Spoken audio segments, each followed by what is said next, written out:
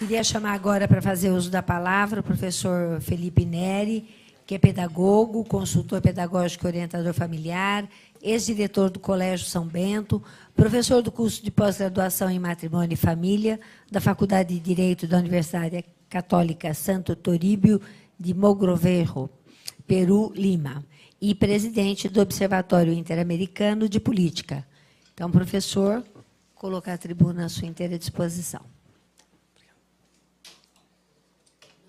Nós vamos ter projeção? Sim, teremos. Então, nós vamos ter que nos afastar um pouquinho aqui.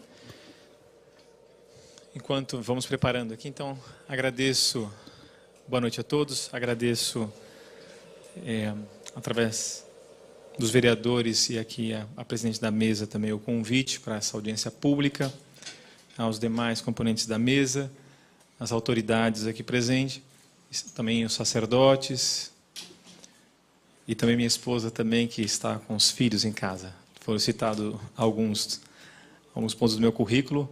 O mais importante não foi colocado, mas também não estava, né? Que sou casado e pai de 5 filhos. Então, enfim, eu queria, nesse início dessa apresentação, começar dizendo o seguinte. Eu quero falar para os senhores não apenas como um professor, mas como um pai de família. É um tema que nós já estamos tratando e estudando já faz alguns anos. Na verdade, mais de uma década de estudo sobre esse tema. Então, por tanto já estudar o assunto, a gente entende que ele é bastante complexo. Entendo que é simples de falar, mas as pessoas, de modo geral, elas não estão muito por dentro dessa discussão. Então, eu imagino que muitos poderão ficar assustados com a apresentação. Por quê? A distância, o desconhecimento do que vem ocorrendo dentro da educação sobre essa temática pode deixar a muitos preocupados. E a intenção não é fazer com que as pessoas aqui presentes e aqueles que também nos assistem fiquem parados, assim, como, não tem nada que fazer, imagina, que absurdo, estou chocado com tudo isso, e dali uma sensação de um pessimismo, né? Eu costumo dizer em outros eventos que muita gente termina, às vezes, a apresentação falando, nossa, a vontade é de pular da ponte, não tem mais nada que fazer, né? Falei, não, na verdade, imagina que realmente um médico, ao entrar na faculdade de medicina, não vou estudar patologia, né? Então é necessário para um médico estudar a patologia para poder saber tratá-la.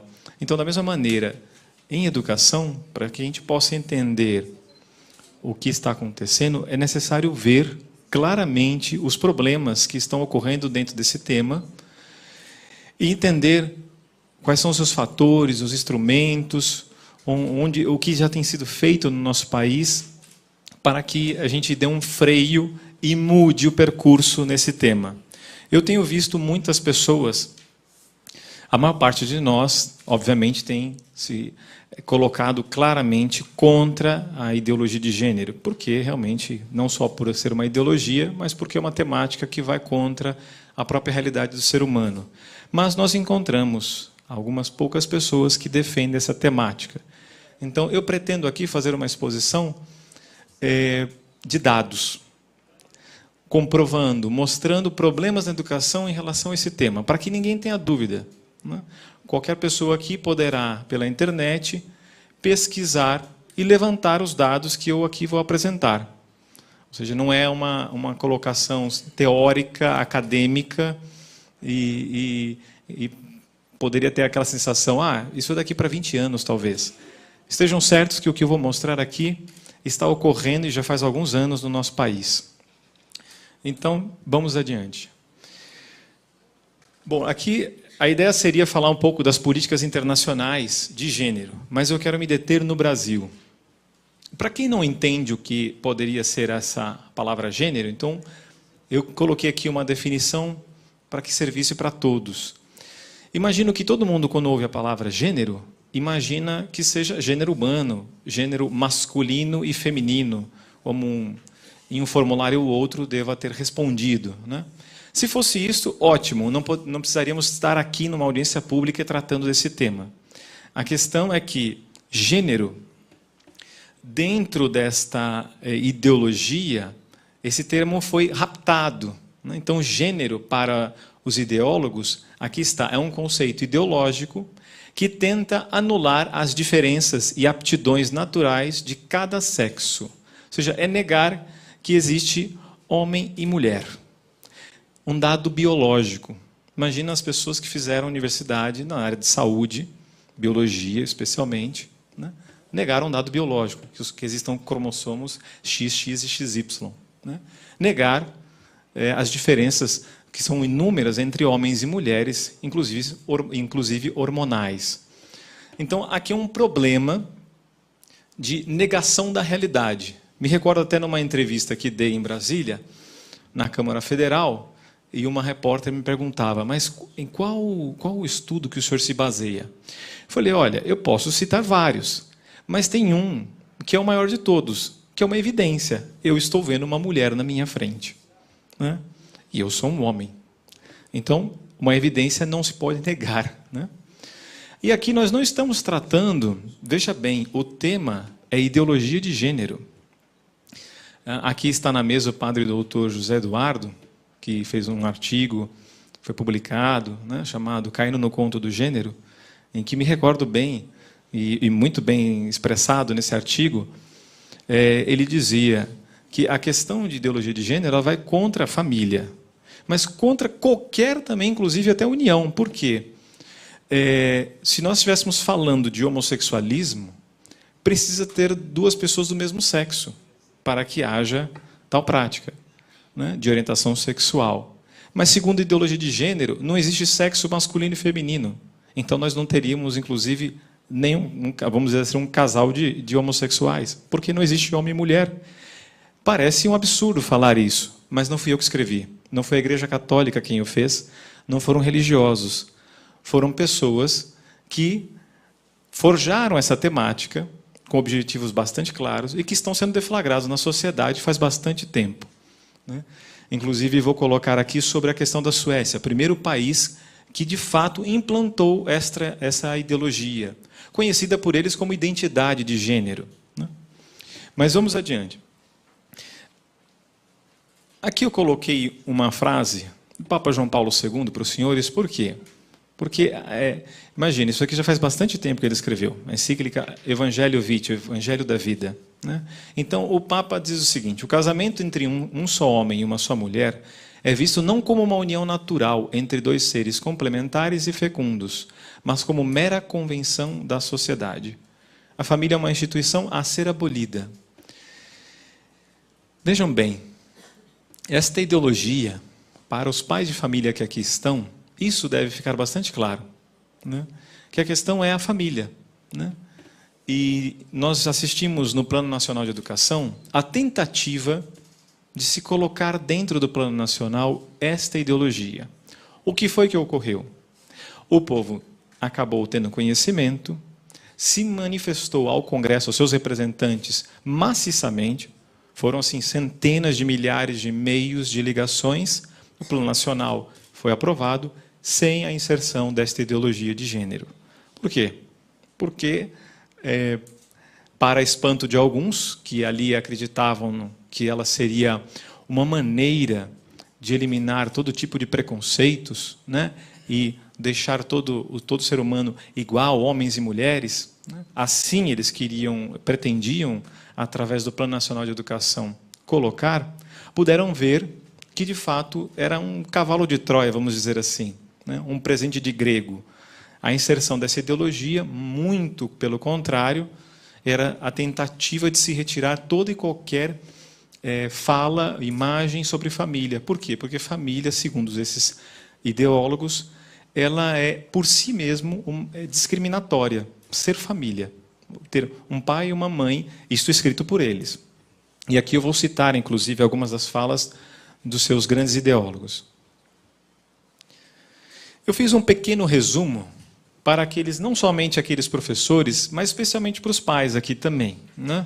E para aqueles que não assistem, eu acredito que vai ser bastante simples. Depois, adiante na exposição, eu vou mostrando as referências a este resumo. Então, veja, o sistema educacional no nosso país, e você imagina o seu filho aqui, então, ele, enfim, vai para a aula, e nós já tínhamos, dentro do sistema educacional, os chamados parâmetros curriculares nacionais, que são antigos, não são de agora. Dentro desses parâmetros, existe um caderno de orientação sexual. Pode ser visto agora mesmo. Se colocar no Google o endereço do MEC, né, e colocar parâmetros curriculares nacionais, os senhores vão encontrar um caderno de orientação sexual. E dentro dele poderão ver esta política, a política de gênero. Portanto, ela não é de agora, mas ela não conseguia avançar, né, quando foi criada, ou foi melhor, foi apresentada dentro do Brasil. O que ocorre, e que vocês vão ver a mais agora adiante, é um pequeno resumo de todo o trabalho que tem sido feito desde 2006. Temos trabalhos sobre a questão de gênero anterior, mas de 2006 para cá é que realmente toma corpo e é completamente implementado no nosso país. Então, primeiramente, um investimento na formação e capacitação de professores, através de cursos de extensão e pós-graduação. Em primeiro lugar, então, para se deflagrar no meio da sociedade, através dos estudos das crianças, precisava capacitar os professores. Para tal, então, começaram com curso de extensão e pós-graduação, 240 horas. Isso em algumas poucas universidades, né? Mas eu vou deixar adiante para mostrar o número de instituições e quais são os valores que foram colocados para que isso fosse implementado. O segundo ponto, que aqui podem ver também, é a produção de materiais que servissem de subsídios para os professores. Então, isso tem uma variedade muito grande, mas todos têm um único viés. Trazer para o professorado material que o auxiliasse dentro da sala de aula, naquela fala sobre gênero. Terceiro, um investimento muito grande nos programas. Em programas como, por exemplo, o primeiro programa que foi feito, Prevenção e Saúde na Escola. Aqui, quem olha não vai enxergar, né? Prevenção e saúde. Duas palavras que, em si, não carregam, não trazem nada de mal, né? Prevenir em relação às drogas, enfim, saúde da pessoa. Então, a gente via uma coisa dessa e nem imaginava que no bojo, dentro desse programa, poderia se trazer tantos males para as nossas crianças. Digo realmente a palavra males, porque desconstruir a família, né, em que sociedade nós chegaremos? Né? A Suécia, depois de mais de 40 anos tratando desse tema, hoje é uma outra sociedade, a qual eu deixo para depois explicar um pouco mais. Então, indo adiante, no quarto ponto desse resumo, os materiais didáticos e paradidáticos. Imagino que muitos dos senhores talvez tenham visto em reportagens televisivas, enfim, impressas, alguns pais escandalizados com materiais que foram encontrados dentro de alguns colégios. Muito longe de ser o grande problema, né, ele só faz parte de toda essa questão que nós estamos tratando. Ele também está lá e ele tem o seu serviço. Mas ele é ele é posterior a toda essa capacitação dos professores, como aqui citei. Mas também nós temos problemas. Inclusive, nessa apresentação, eu vou mostrar alguns dos materiais. Apenas alguns. Quando, depois de muitos anos de estudo, eu não imaginava que tínhamos tanto material. E quando me tornei diretor do Colégio de São Bento, por uma questão apenas de ter conhecimento da biblioteca do colégio, fiquei bastante preocupado, porque eram centenas de materiais, de livros, que traziam essa temática. Mas não só em didáticos, principalmente nos paradidáticos. Porque nos didáticos, muitas vezes, você não encontra tão claramente sendo tratado. Nos paradidáticos, sim. São muito claros e qualquer um poderá ver nessa apresentação. O quinto ponto, cargos para ativistas dentro do MEC. Esse foi o meu maior espanto, né? Por quê? Porque existem certos conselhos, né? Os professores, nós participamos, né? Existem alguns professores, inclusive algumas pessoas conhecidas e amigas aqui, que já participaram. Então, você tem conselhos municipais, estaduais e federais, com eixos de educação. E dentro dos temas tratados, Um deles era a diversidade sexual, especialmente a questão de gênero. Então, ao participar de um conselho, de uma reunião, é de se espantar a maneira, inclusive os modos, né, como se tratam desse tema, com tamanha... uma maneira assim desprovida até de educação, mas tentando impingir a sociedade, impondo que dentro da educação brasileira se tivesse esse tema. Então, por isso nós colocamos aqui o termo ativistas dentro do Ministério da Educação. São vários, muitos delegados, centenas de delegados tratando dessa temática. Detalhe, sem conhecimento dos pais, né? Então, quem entra dentro disso fica sabendo. A maior parte das pessoas tem uma vida normal, está lá no seu trabalho, cuidando da família, e nem imagina que estão decidindo para os nossos filhos um tema que nós mesmos discordamos. O próximo, a ocupação de posições, né, de cargos dentro dos conselhos. O sétimo, a inclusão dessa temática nos currículos das licenciaturas. Bastante importante. Para quem faz pedagogia hoje, praticamente é impossível não encontrar dentro da universidade que não tenha a cadeira, ou seja, o núcleo temático de diversidade sexual e gênero. Então, um professor hoje formado, ele tem que estudar. Quer queira ele não queira, ele vai ter esse tema. Adiante, nós temos ainda o oitavo e último ponto aqui. Estabelecer mudanças no padrão escolar através de um prêmio, chamado Construindo a Igualdade de Gênero no Brasil. Eu vou comentar esse prêmio um pouco mais adiante. Aqui, por hora, digo apenas... Imagine os senhores, né, como seria a maneira mais fácil de incutir, de colocar para os jovens e para o povo brasileiro, como se fosse algo, um bem, né, essa temática, através de um prêmio.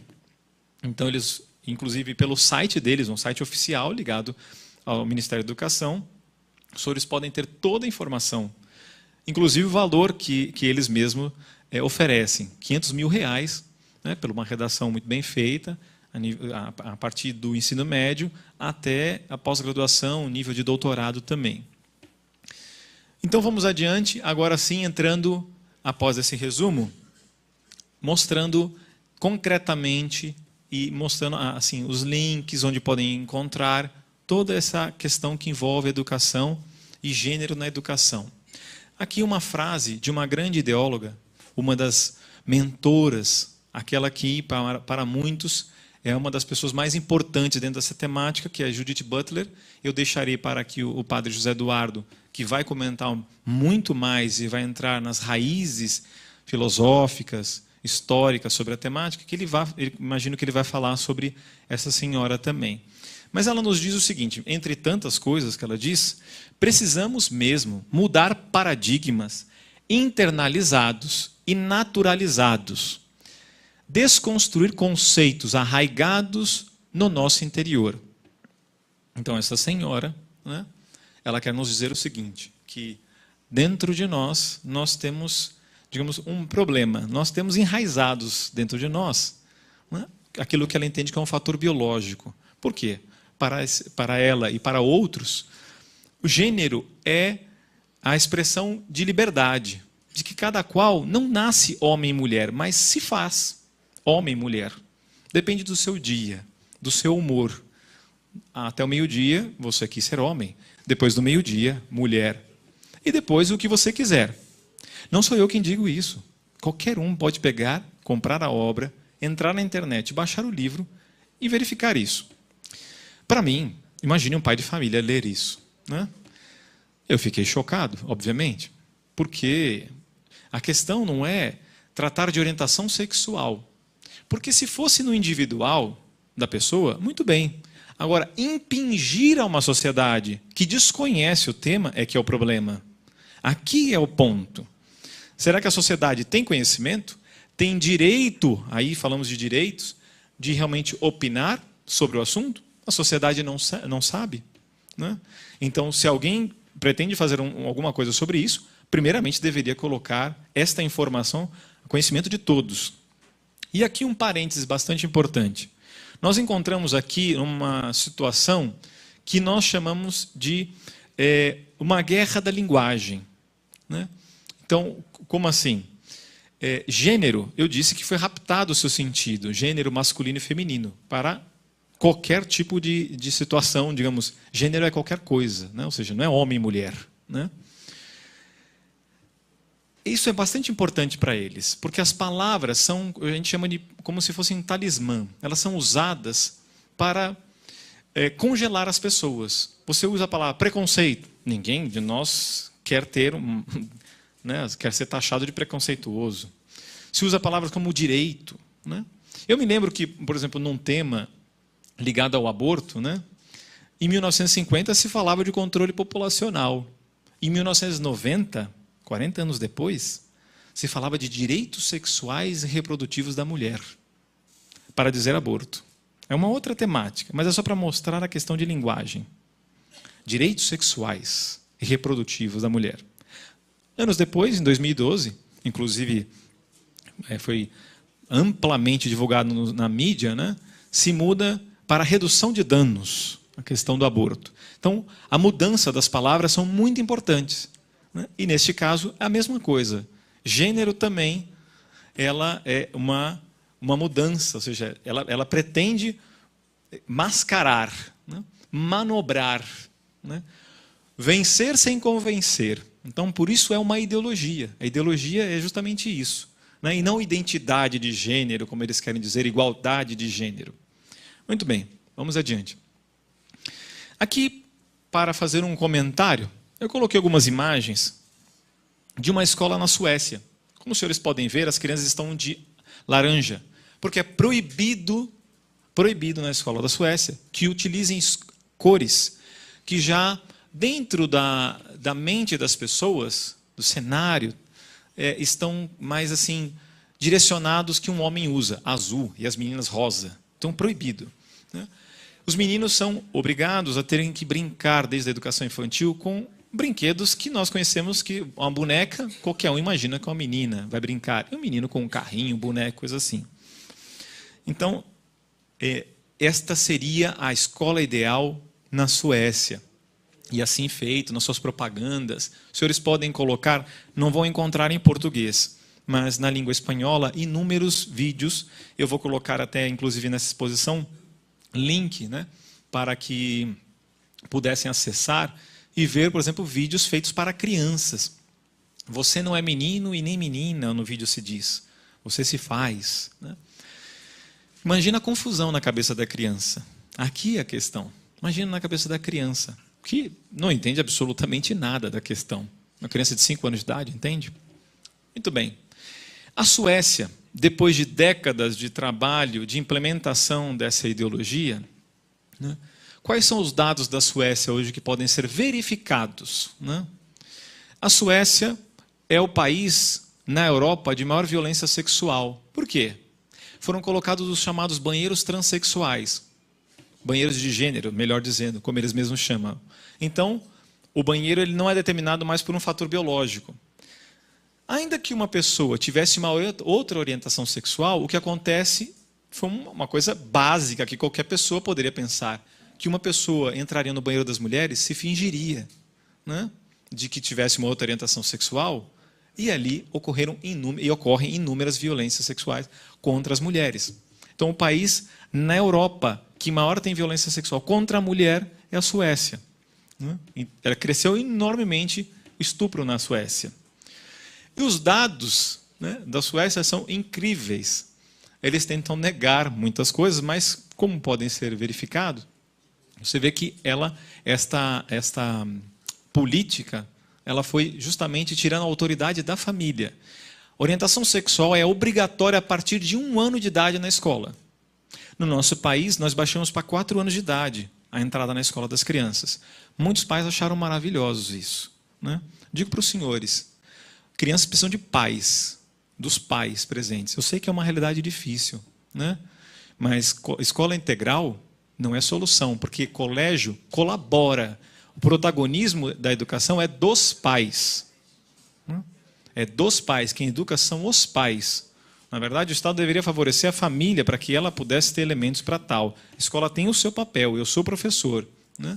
Mas esta inversão ela traz grandes problemas e nós precisamos discutir isso. A Suécia foi na contramão e tem seus inúmeros problemas. Hoje é uma sociedade degradada, né? Então, os índices e os dados estatísticos da Suécia são gritantes. Então, se lá não deu certo, e não deu certo na Noruega e em outros tantos países, por que implementar no Brasil tal política?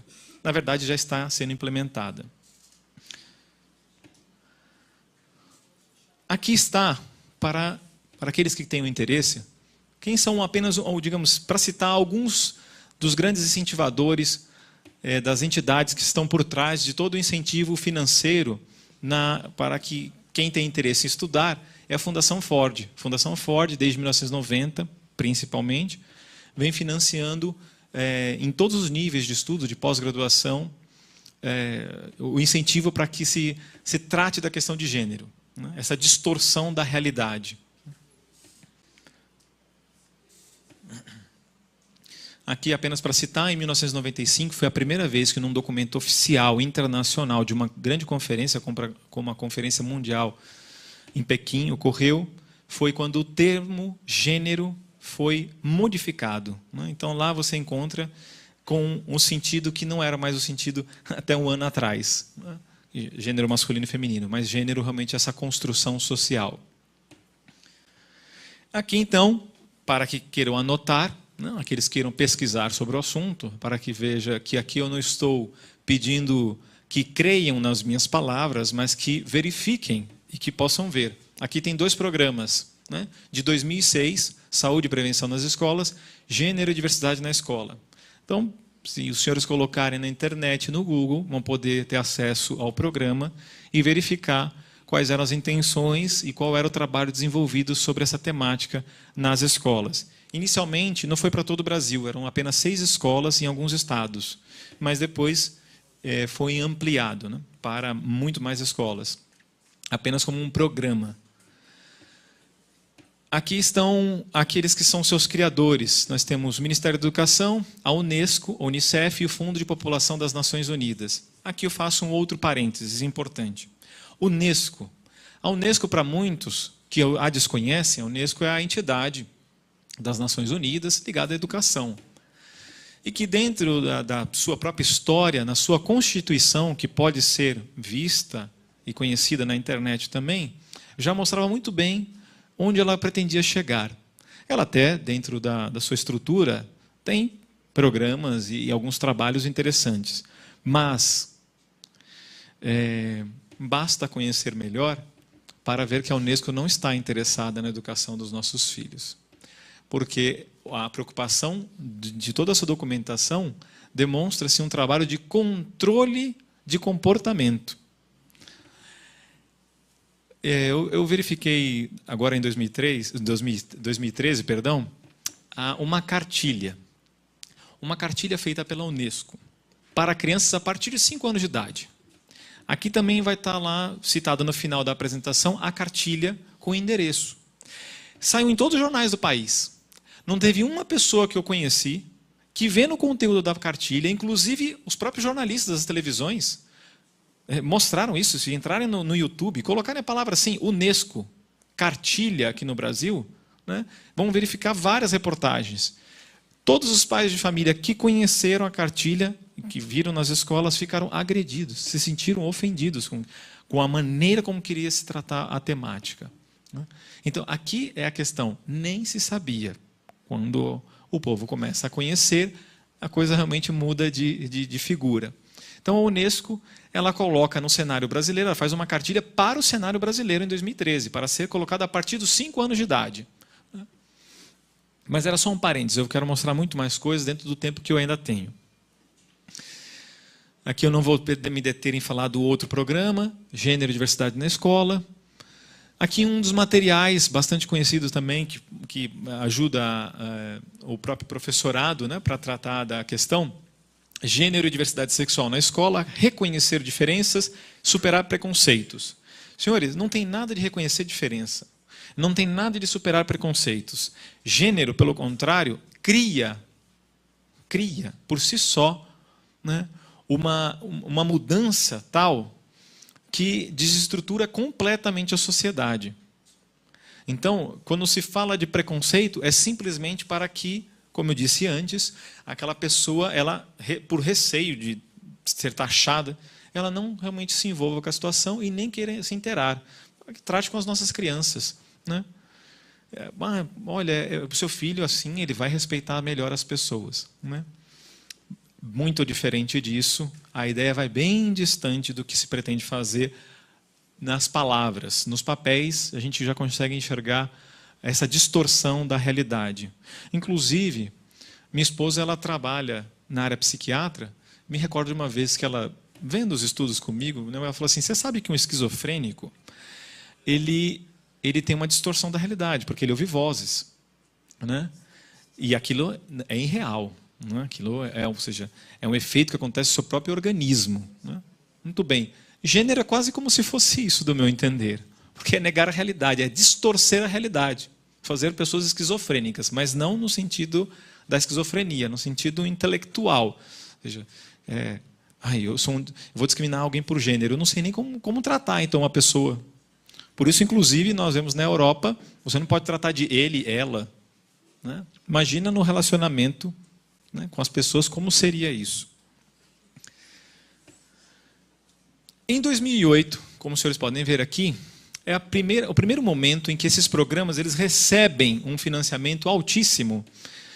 O governo, então, investe 9 milhões para 13 mil vagas em 19 instituições públicas de educação superior. Já a ideia, realmente, como eu disse lá no início, naquele resuminho, é formar, capacitar os professores. Então, aqui está a quantia que foi destinada para a formação, a primeira vez que se colocou digamos, o programa que era apenas para as escolas, ele avança, muito importante, porque entrou para 19 universidades, e depois a coisa vai adiante, e hoje nós temos assim um cenário das universidades, não digo tomado por completo com essa temática, mas muito mais avançado. Os professores, de modo geral, quando a gente trata desse assunto, já ouviu falar, já sabe, e nem teve a possibilidade de entender melhor. Ele entende assim, tem que ser implementado, mas ele nem mesmo se perguntou, de fato, se isso realmente ajuda, isso é um bem, isso é realmente o homem que nós estamos formando para a nossa sociedade futura, as nossas crianças. Em 2009, então, o governo então investe novamente em mais vagas, em mais formação. Em 2010, e daí em diante, se continua com grandes somas, se preocupando em tratar dessa temática. Este folder foi realmente assim, nem eu esperava encontrar, né? Como passo uma boa parte do tempo em Brasília, tratando das questões dos projetos que tramitam contra a vida e família, eu estava passando no Senado e vi esse folder. Como eu já estudava a temática, mas eu não conhecia, eu peguei o link e pude ver o que seria esse prêmio Construindo a Igualdade de Gênero. Na hora eu percebi, eu falei, puxa, além de formar os professores, dar material para eles, material na escola, esse prêmio realmente é para parecer assim, ninguém precisa mais entrar no Big Brother, né? Basta fazer uma redação e ganhar R$500 mil. Então, a pessoa nem percebe, né? Porque tem um prêmio por trás disso. Se você entrar no site deles, você vai encontrar uma tabela. Aqui está a fonte, Secretaria de Políticas para as Mulheres, Brasília, 2010. Todo o incentivo a partir do ensino médio, a partir de 2005.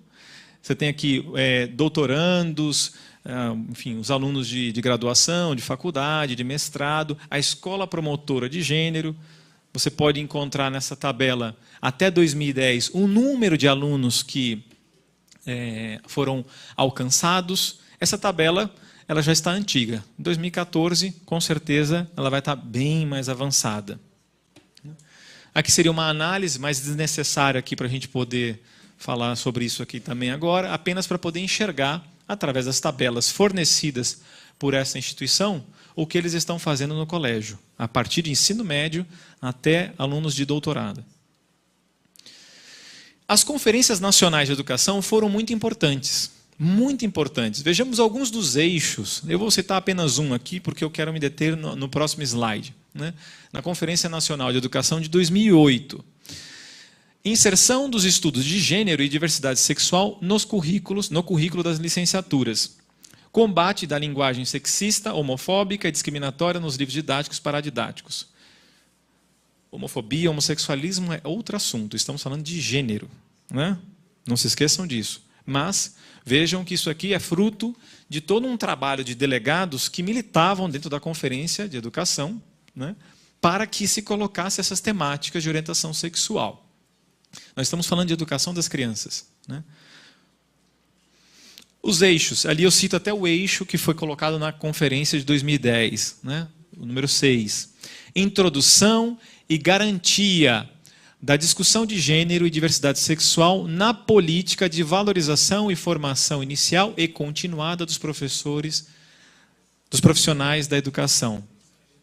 Veja, a ideia é que o professor, desde lá da sua formação, ele tenha contato com a política de gênero e depois de formado, ele permaneça se atualizando. A ideia seja continuada a formação sobre essa temática. Ou seja, olha a preocupação de se tratar desse tema, né? Então, não só na graduação, mas garantir que ele seja implementado. Construção de uma proposta pedagógica sobre gênero e diversidade sexual para nortear o trabalho na rede escolar. Aqui, vamos para o último, criação de grupos de trabalhos, bem importante, permanentes nos órgãos gestores da educação dos diversos sistemas para discutir, propor e avaliar políticas educacionais para a diversidade sexual e relações de gênero, compostos por representantes do poder público e da sociedade civil. Então veja como aquilo que eu dizia, a importância de se ter pessoas nos órgãos, isso aqui já tinha sido discutido por pessoas. Eu estava no meio e vi, ou seja, uma coisa que eu constatei, digamos, uma militância feroz, né, por conseguir, dentro do Ministério da Educação, cadeiras cativas para se militar por estas questões. Sendo que todos aqueles que ali, não, eu sou contra, não lhe foi permitido o acesso, né? Pelo contrário, você tinha que realmente ter uma única maneira de ver, de acordo com a deles. Se fosse contrário, você não poderia. E ainda continua assim. Aqui um documento, Organização Mundial da Saúde. Isso aqui foi uma pesquisa, nunca vou me esquecer, porque você vai lendo os livros e você tem a bibliografia. As pessoas pensam que a gente não pesquisa, né? Então, digo, essas pessoas que tratam dessa temática.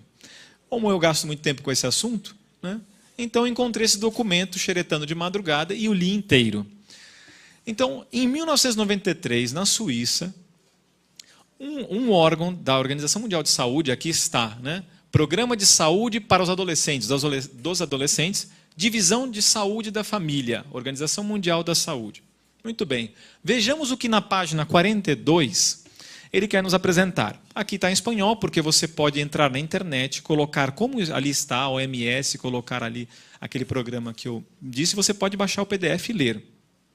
Mas eu vou traduzir a ideia do que está nesse parágrafo aqui. Ele diz o seguinte, que até 1993 se percebia o seguinte, que nessa temática de orientação sexual, ela era vista sempre como um desvio sexual e que necessariamente teria que haver uma mudança. Por uma terminologia, veja aqui a guerra de linguagem, de desvio sexual para variação sexual. Mudança significativa, desvio para variação. Organização Mundial da Saúde vendo essa questão. E aí então eles dizem o seguinte, eles vão propor algumas dessas variações, segundo eles, neste documento oficial até hoje da OMS, que pode ser baixado, tá? Essas variações sexuais não necessariamente são nocivas. Está escrito isso. Não necessariamente são nocivas. Vejamos algumas delas, para serem tratadas com os nossos jovens nas escolas, né? Sadomasoquismo, transexualismo, exibicionismo, fetichismo, pedofilia, né?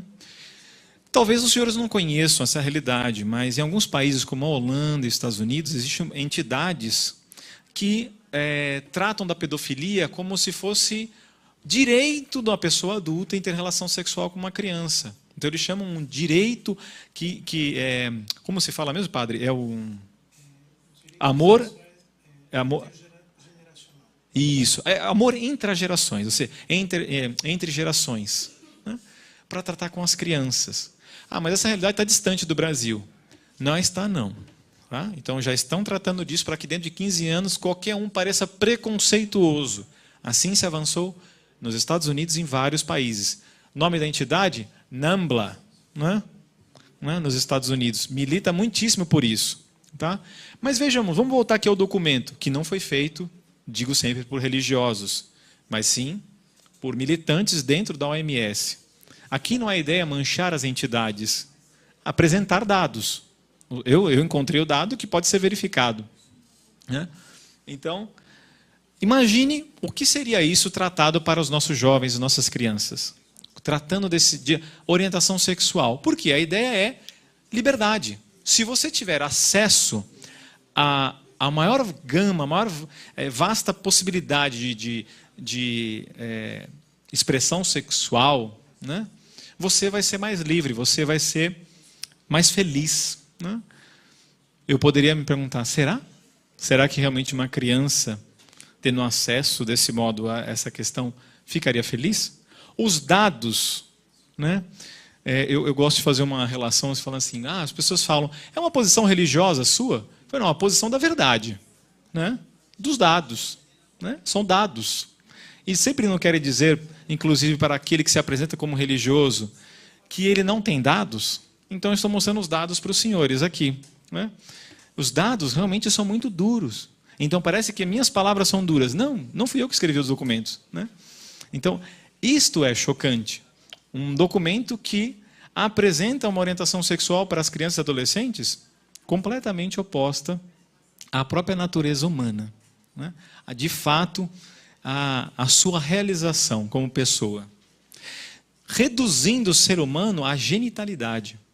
Não há aqui o tratamento do aspecto social, né, da relação, do amor, do casal. Nós vemos na sociedade, eles podem dizer o que eles quiserem. A sociedade hoje usa do sexo como lazer, e veja a sociedade que nós temos, os jovens que nós temos, né, sofrendo por si só. Né, quando não se há compromisso, não se há realmente responsabilidade, não se tem também amor de fato, né, uma relação de valores. Eu não vou me deter nessa questão dos manuais, que seria muito interessante falar, mas eu quero mostrar alguns dados ainda. Né? Aqui alguns dados que foram retirados de estudos longos, de grandes teóricos também, e que também expõem todos esses dados. Aqui os senhores podem ver o seguinte. Os adolescentes entre... É o seguinte, aqui eu coloquei uma frase para me recordar. Mas se vê o seguinte, que os materiais que tratam de orientação sexual, muito assim... distante do que se pretende fazer, que seria lidar com preconceito, tem feito um outro trabalho na cabeça deles. E o efeito é visto através de uma pesquisa com presidiários nos Estados Unidos. Porque todos os jovens que tiveram acesso à pornografia, ou seja, todo esse tratamento de orientação sexual nas escolas, né, tão cedo, a partir dos 11 anos, 12 até os 17 anos, vão ter depois problemas na sociedade. Então, por quê? O alvo principal são jovens. Uma banca de jornal. Né? O Estatuto da Criança e do Adolescente, no artigo 73, se eu não me engano, ou 75, acho que 73, coloca até da disposição do material pornográfico numa banca, como ele deve estar disposto. Ele deveria estar bem alto e tampado apenas com o seu título. Para mim, ele não deveria estar na banca. Mas, se ele estivesse desse modo, como está no Estatuto da Criança e do Adolescente, eu já estaria satisfeito. Porque, de fato, ele está ao alcance do jovem, completamente inadequado para que ele veja, porque é como se fosse para um cachorro um pedaço de frango. Né? O jovem está olhando uma mulher, né? E depois falam, olha que sociedade que nós temos. Bom, a sociedade que está sendo criada por essas pessoas que alimentam esse tipo de material. Né? Que não se valoriza realmente a relação verdadeira e genuína entre pessoas. Né? Se coloca apenas reduzindo a genitalidade. Então, 86% dos estupradores dos Estados Unidos, entrevistados dentro dos presídios, admitiram ser usuários frequentes de pornografia. 57% também admitiram que imitaram cenas sexuais vistas em materiais obscenos. 87% de estupradores de meninas e 77% de meninos admitiram usar regularmente pornografia forte. Isso, segundo o Departamento de Justiça dos Estados Unidos, o abuso sexual infantil cresceu 175% entre 81 a 85. Já é um dado até antigo. Os números cresceram demais. Será que nós estamos desvalorizando o ser humano? Será que realmente não apenas tratando o ser humano no nível horizontal, não há tratamento de valores. É isso que questiono sobre toda essa política de orientação sexual, de gênero dentro das escolas. Aqui está uma agenda, porque nos materiais deles a ideia era diminuir dentro das pessoas o interesse por ter filhos.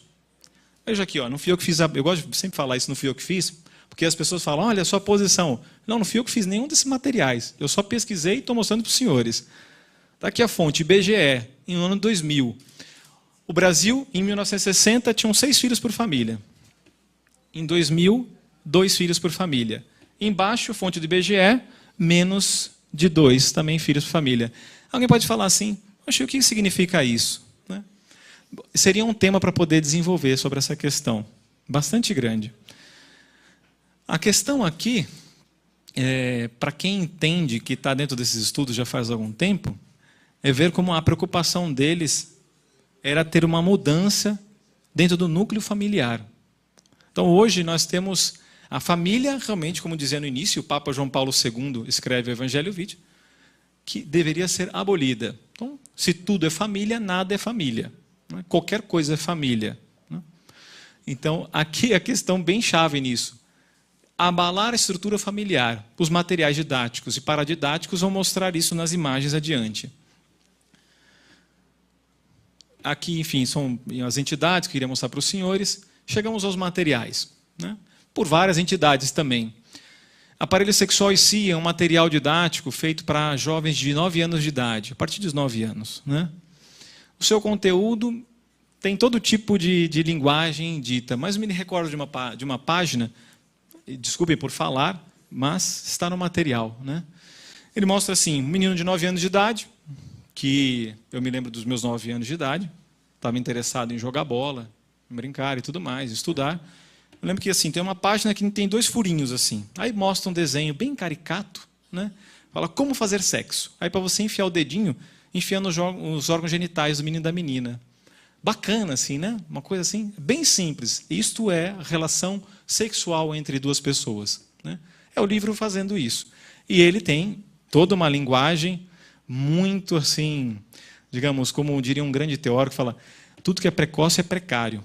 Um garoto de 9 anos de idade, com material sobre esse, ele realmente vai crescer na sua sexualidade bastante feliz. Né? A gente vê como o que está acontecendo nas escolas com o acesso desses materiais. Do lado tem uma imagem também, do outro material, o que papai e mamãe fazem. É para crianças de 6 anos de idade. Numa linguagem também, que qualquer família que veja, né, que tenha bom senso, fica agredida também. Ah, o senhor acha que então não tem que tratar de sexualidade? Quem trata é pai e mãe.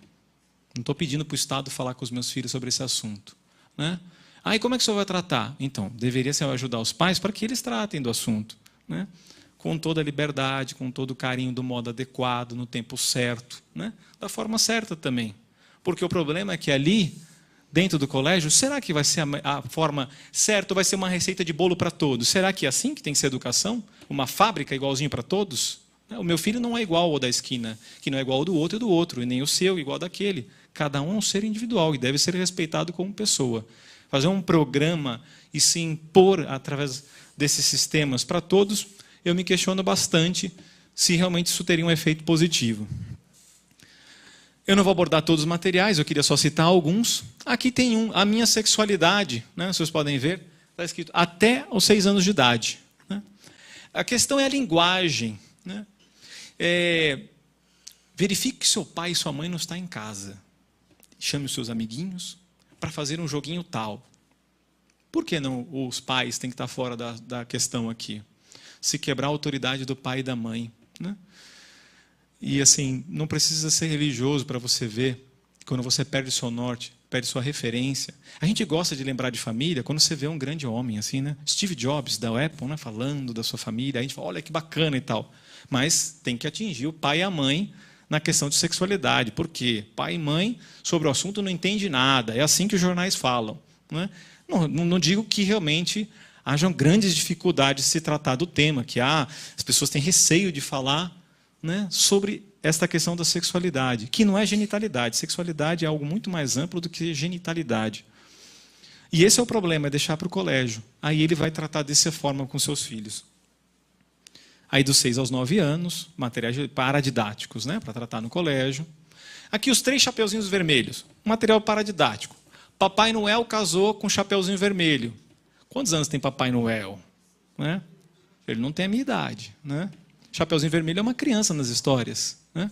Veja, o autor diz isso, que é para desconstruir. Não fui eu que falei. Para desconstruir essa ideia do amor entre gerações. Aí ele vai discutir a sua relação com seu filho Saci Pererê. Né? É o filho do casal. Né? A relação do divórcio. Compre o livro e leia. Faça esse favor. Não saia daqui pensando assim, é um rapaz assim, duro nas palavras, né? Duro não. Com certeza não. Pelo contrário. Estou aqui para mostrar a realidade e para que a gente, enquanto sociedade, discuta isso. Para que uma minoria, bem minoria mesmo, não venha impor a toda uma sociedade uma realidade contrária, né, à própria natureza humana. Né? Que há a realidade do divórcio, sim, meus pais são divorciados. Não estou agredindo ninguém que seja divorciado. Agora, eu sofri. Eu vi e sofri. Né? Eu nunca critiquei nem enfiei o dedo no olho do meu pai e da minha mãe. Absolutamente. Jamais. Os amo totalmente. Agora, um filho quer os pais unidos. São outros 500. Então, a gente tem que olhar e ver a relação do bem das famílias. Né? Do bem delas. E tratar disso é pulverizar para todos como se fosse assim, tudo igual. É tudo maravilhoso. Não o é. Não distorcemos a realidade. Meus 2 pais, enfim, outros materiais. Menino brinca de boneca para tratar dessa questão ainda de gênero, ou seja, implementar isso. Eu acho que o meu tempo, deixa eu ver só aqui. Não, eu tenho que terminar agora. Né? Ninguém me controlou, mas eu vi que eu vou encerrar mesmo. Muito bem. Também sobre a questão de escola sem homofobia, que é um outro tema também, mas é apenas para mostrar o material didático. Para quem tem interesse de entender melhor a questão, tem um material que pode ser encontrado na internet, baixado o PDF, Agenda de Gênero, de uma pessoa que realmente resolveu estudar. Isso aqui é uma tradução, né? A pessoa não é brasileira, e há uma tradução, um condensado, um resumo. Então, Agenda de Gênero. Tem um PDF na internet, em vários lugares, muita gente falando desse material. De fato, é muita gente, porque no Plano Nacional e em outros tantos projetos, não se entrou com essa ideologia. Por quê? Porque o povo tem mostrado que é contra. E não é o que eu acho, não. Eu vou a Brasília e vejo isso.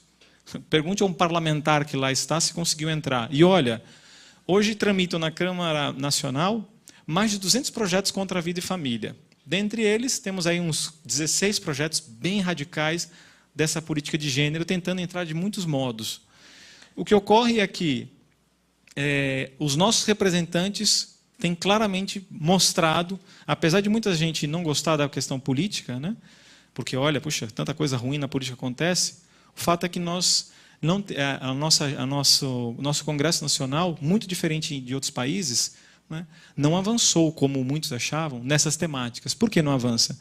Porque nós temos um povo contrário a isso, na sua quase totalidade. Né? Eu me lembro de uma vez que, por dia, se não me engano, nos próprios gabinetes se dizia que recebiam 30 mil e-mails, não sei quantas mil ligações.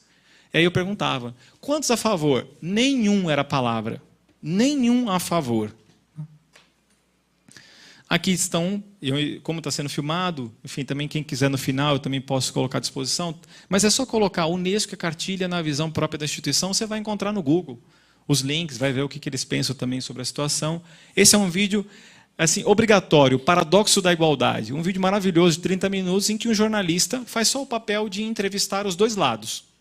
Os maiores especialistas no mundo, né, e grandes médicos, mostrando essa questão da diferença sexual. Né, que estudaram isso durante 30 anos e alguns estudiosos de 2 anos sobre essa questão de gênero que tentaram implementar na Noruega. Foram felizes porque ninguém sabia. Quando tomaram ciência através desse vídeo, o país retirou todo o departamento de gênero do país e retirou toda essa política por verificar a verdade que estava por trás do que eles tentavam fazer. A propaganda infantil de gênero pode ser encontrada também nos sites também. Deixo aqui, então, um contato. Para quem quiser depois tirar dúvidas, nós não teremos possibilidade de perguntas aqui.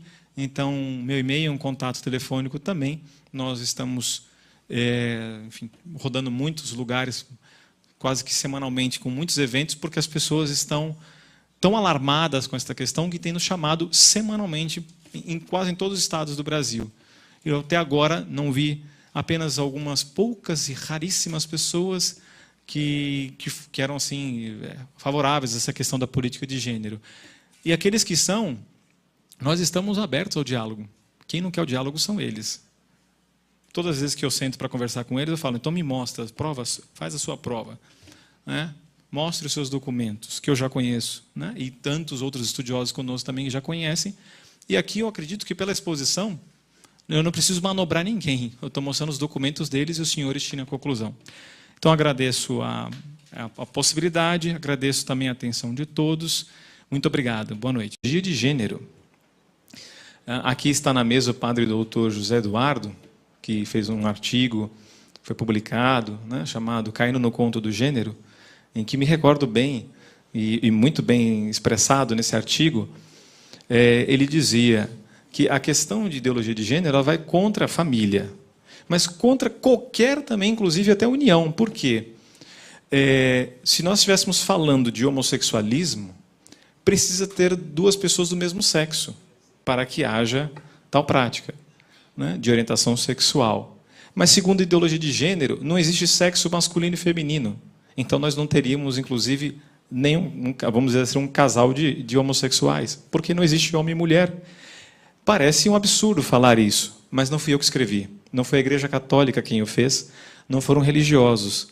Foram pessoas que forjaram essa temática com objetivos bastante claros e que estão sendo deflagrados na sociedade faz bastante tempo, né? Inclusive, vou colocar aqui sobre a questão da Suécia, primeiro país que, de fato, implantou essa ideologia, conhecida por eles como identidade de gênero, né? Mas vamos adiante. Aqui eu coloquei uma frase do Papa João Paulo II para os senhores. Por quê? Porque, imagine, isso aqui já faz bastante tempo que ele escreveu, a encíclica Evangelho Vitae, Evangelho da Vida, né? Então, o Papa diz o seguinte: o casamento entre um só homem e uma só mulher é visto não como uma união natural entre dois seres complementares e fecundos, mas como mera convenção da sociedade. A família é uma instituição a ser abolida. Vejam bem, esta ideologia, para os pais de família que aqui estão, isso deve ficar bastante claro, né? Que a questão é a família, né? E nós assistimos no Plano Nacional de Educação a tentativa de se colocar dentro do Plano Nacional esta ideologia. E poderia ter aquela sensação, isso é daqui para 20 anos, talvez. Estejam certos que o que eu vou mostrar aqui está ocorrendo e já faz alguns anos no nosso país. Então, vamos adiante. Bom, aqui a ideia seria falar um pouco das políticas internacionais de gênero, mas eu quero me deter no Brasil. Para quem não entende o que poderia ser essa palavra gênero, então eu coloquei aqui uma definição para que servisse para todos. Imagino que todo mundo, quando ouve a palavra gênero, imagina que seja gênero humano, gênero masculino e feminino, como em um formulário ou outro deva ter respondido, né? Se fosse isso, ótimo, não precisaríamos estar aqui numa audiência pública tratando desse tema. A questão é que gênero, dentro desta ideologia, esse termo foi raptado, né? Então, gênero, para os ideólogos, aqui está, é um conceito ideológico que tenta anular as diferenças e aptidões naturais de cada sexo. Ou seja, é negar que existe homem e mulher. Um dado biológico. Imagina as pessoas que fizeram universidade na área de saúde, biologia especialmente, né? Negaram um dado biológico, que existam cromossomos XX e XY, né? Negar as diferenças que são inúmeras entre homens e mulheres, inclusive hormonais. Então, aqui é um problema de negação da realidade. Me recordo até numa entrevista que dei em Brasília, na Câmara Federal, e uma repórter me perguntava, mas em qual o estudo que o senhor se baseia? Eu falei, olha, eu posso citar vários, mas tem um que é o maior de todos, que é uma evidência. Eu estou vendo uma mulher na minha frente, né? E eu sou um homem. Então, uma evidência não se pode negar, né? E aqui nós não estamos tratando, veja bem, o tema é ideologia. O que foi que ocorreu? O povo acabou tendo conhecimento, se manifestou ao Congresso, aos seus representantes, maciçamente, foram assim centenas de milhares de e-mails, de ligações, o Plano Nacional foi aprovado sem a inserção desta ideologia de gênero. Por quê? Porque, para espanto de alguns, que ali acreditavam que ela seria uma maneira de eliminar todo tipo de preconceitos, né? E deixar todo ser humano igual, homens e mulheres, né? Assim eles pretendiam, através do Plano Nacional de Educação, colocar, puderam ver que, de fato, era um cavalo de Troia, vamos dizer assim, né? Um presente de grego. A inserção dessa ideologia, muito pelo contrário, era a tentativa de se retirar toda e qualquer fala, imagem sobre família. Por quê? Porque família, segundo esses ideólogos, ela é, por si mesmo, discriminatória. Ser família. Ter um pai e uma mãe, isto escrito por eles. E aqui eu vou citar, inclusive, algumas das falas dos seus grandes ideólogos. Eu fiz um pequeno resumo para aqueles, não somente aqueles professores, mas especialmente para os pais aqui também, né? E para aqueles que não assistem, eu acredito que vai ser bastante simples. Depois, adiante, na exposição, eu vou mostrando as referências a este resumo. Então, veja, o sistema educacional no nosso país, e você imagina o seu filho aqui, então, ele, enfim, vai para a aula, e nós já tínhamos, dentro do sistema educacional, os chamados parâmetros curriculares nacionais, que são antigos, não são de agora. Dentro desses parâmetros, existe um caderno de orientação sexual. Pode ser visto agora mesmo. Se colocar no Google o endereço do MEC, né, e colocar parâmetros curriculares nacionais, os senhores vão encontrar um caderno de orientação sexual.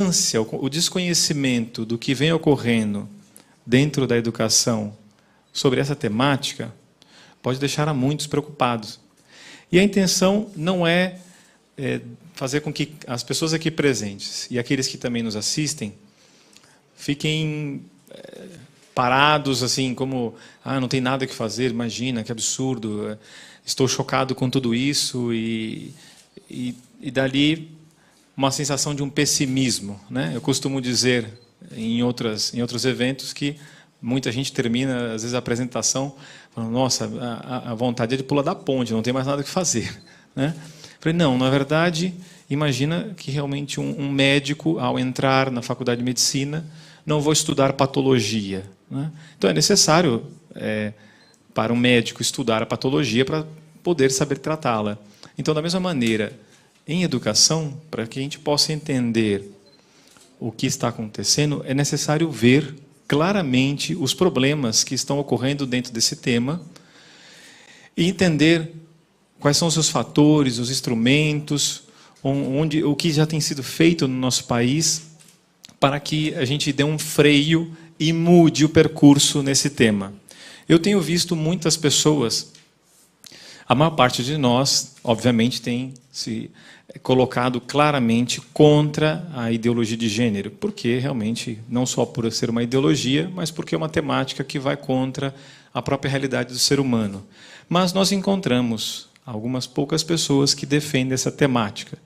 Então, eu pretendo aqui fazer uma exposição de dados, comprovando, mostrando problemas na educação em relação a esse tema, para que ninguém tenha dúvida, né? Qualquer pessoa aqui poderá, pela internet, pesquisar e levantar os dados que eu aqui vou apresentar. Ou seja, não é uma colocação teórica, acadêmica. Queria chamar agora para fazer uso da palavra o professor Felipe Neri, que é pedagogo, consultor pedagógico e orientador familiar, ex-diretor do Colégio São Bento, professor do curso de pós-graduação em Matrimônio e Família, da Faculdade de Direito da Universidade Católica Santo Toribio de Mogrovejo, Peru, Lima, e presidente do Observatório Interamericano de Política. Então, professor, colocar a tribuna à sua inteira disposição. Nós vamos ter projeção? Sim, teremos. Então, nós vamos ter que nos afastar um pouquinho aqui. Enquanto vamos preparando aqui, então, agradeço Boa noite a todos. Agradeço, através dos vereadores e aqui a presidente da mesa também, o convite para essa audiência pública, aos demais componentes da mesa, as autoridades aqui presentes, também os sacerdotes e também minha esposa também, que está com os filhos em casa. Foram citados alguns pontos do meu currículo. O mais importante não foi colocado, mas também não estava, né? Que sou casado e pai de 5 filhos.